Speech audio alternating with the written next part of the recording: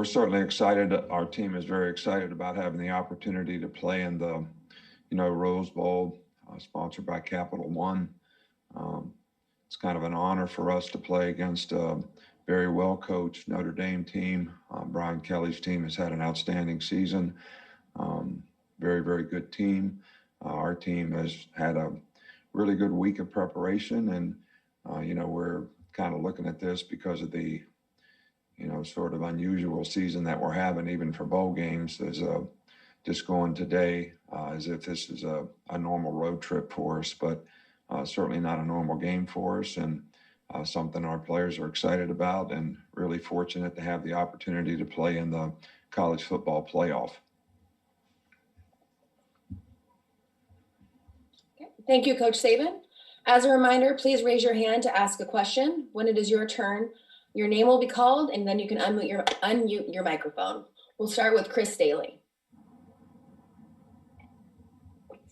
Hey, Coach, you guys are 19.5-point favorites coming into the game. Do you worry about your players reading this and taking Notre Dame too lightly, and how do you prevent this as a coach? Well, I think that we're always concerned. I always tell our players that, they really shouldn't listen to what people say externally, and really stay focused on what you have to do internally to be able to play your best football. I think, this program is built on, players being accountable to do their job at a high level and to be accountable to each other. And really what other people think and say really doesn't have anything to do with, the outcome of the game. So we want to stay focused on, the things that we have to do to get the proper outcome, for our team, with great respect for the team that we have to play, and know that we're going to have to stay focused, one play at a time, and do a great job of executing to be able to have success anytime you play against a really good team. So, we try to keep our players from all external sort of, factors out there that really don't have any significance on the outcome of the game. Our next question will come from Ron Wallace. Good morning, Coach. Ron Wallace with Ball and Down South Sports Network. First, before I ask my question, how are you doing this morning, Coach? I'm doing great. How are you? Pretty good, Coach. Going over to the season, you guys are 11-0 overall, 10-0 in the conference, on 11-game winning streak. Your lowest game, and I would say your closest game this year, was against Missouri, which was the first game of the season, 38-19 win. After that, you guys scored over 40 points or more in all your rest of your games. How do you keep your guys to stay focused on the task that's at hand and not think that, it's going to be easy, or even, should I say, a cakewalk to the title game? Well, really, when you play sports, you're really only good as your last game. You're really only good as your last play. So, we try to keep our players looking forward at the next challenge, understand what they have to do to prepare to be able to execute and play well, create value for themselves. These guys have worked hard to put themselves in this position. So you certainly want to be able to finish correctly. And what you've done in the past doesn't have anything to do with what's going to happen in the future. So if you can remember what you did to have success in the past and continue to do that, that's going to help you continue to have success. Success is, not a continuum. It's momentary, and it's always based on the next moment. So that's what we try to get our players to focus on. Our next question comes from Jeff Spiegel. Good morning, Nick. Morning. I've heard former players say that you're really good at giving pregame speeches. Are those crafted, mentally a couple of days beforehand, or is that a spontaneous thing? And is a playoff pregame speech, does that carry maybe a little more intensity than one in the regular season? Well, every game is important. Every game is important to be able to get to this point.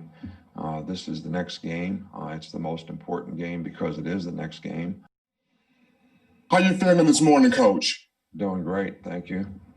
Outstanding. Well, when you look at the secondary, as a sophomore, how have you seen Jordan Battle progress as a communicator and a play caller on that back end? I think he's done a really good job this year, having limited experience going into the year in the entire secondary, as well as with Jordan Battle specifically. He's a bright guy. Really understands the concepts of what we're trying to do. Has become a much better leader and communicator in the secondary, which I think, helps the other guys play better, which is always something that you'd like for your safeties to be able to do. But he's done that extremely well. And I think as he's gotten more knowledge and experience throughout the year, it's helped his confidence, which also helps his ability to communicate. Our next question will be from Cecil Hurt.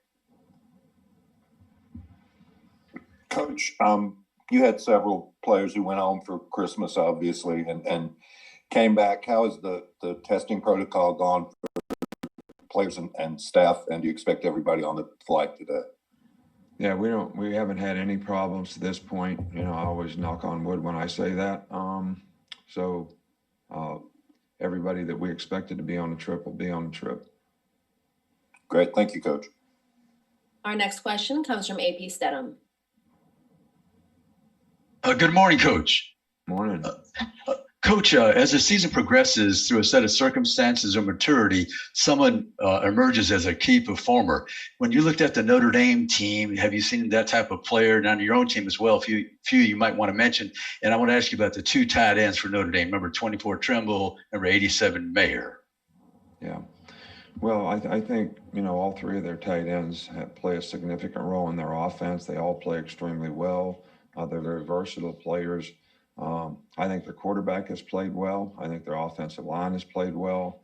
I think their defense plays great team defense. They understand the scheme. They play hard. They play with toughness. So, to single out one particular player that has emerged, they have a 1,000-yard rusher. I mean, I could kind of go on and on and on. They have a 60 reception receiver. They have a lot of good players. They're very well coached, and they're a very good team. And I think like most teams, every team sort of develops an identity, as they go through the season. And I think this team has an identity. I think they're physical. They play with toughness. They play with great intangibles, discipline, give great effort. So have a lot of respect for the way they compete in the game as a total team. Our next question comes from Mike Rodak.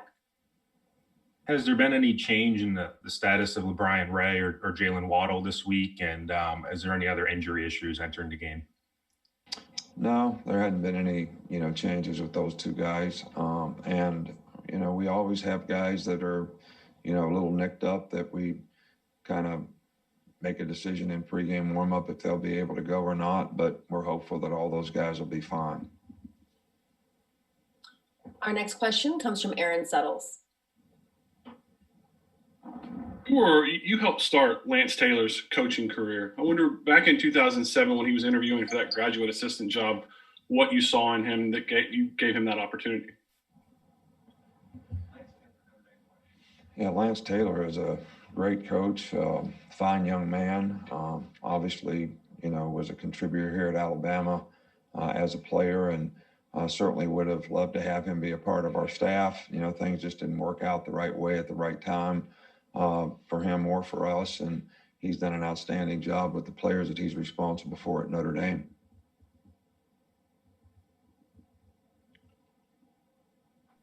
Our next question comes from Ron Wallace. Coach, another question. Ron Wallace with Balling Down South. With the players that you have injured, may not play in the game, have the other guys been able to use that as motivation going into this Rose Bowl game to help them bring home the victory to Alabama and get to that national championship game? Well, I think, anytime you have a team and players have respect for each other, they certainly, have some emotion for guys that are going to be unable to play, knowing how important it is for those guys and for all of us to be accountable to each other. So I don't think there's any question about the fact that players have feelings and, want to be successful for their teammates, the ones that are playing and the ones that can't play. If you have good team chemistry, I think that's always going to be the case. And I think it's certainly the case with this team. Again, as a reminder, please raise your hand to ask a question to Coach Saban.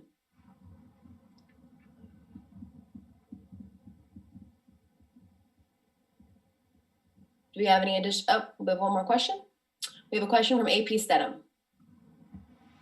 Hey, Coach, I just wanted to ask you, your kicking game has been very solid this year from Will Riker. Have you made a decision on the punter for this game? Is that a game time decision, or is that something you're still considering? No, we like where we are. It's the consistency and direction where we kick the ball. Sometimes it's not as far as we'd like to be, but the hang time is good. We've been able to cover the kicks, so there's no changes going to be made in the punting.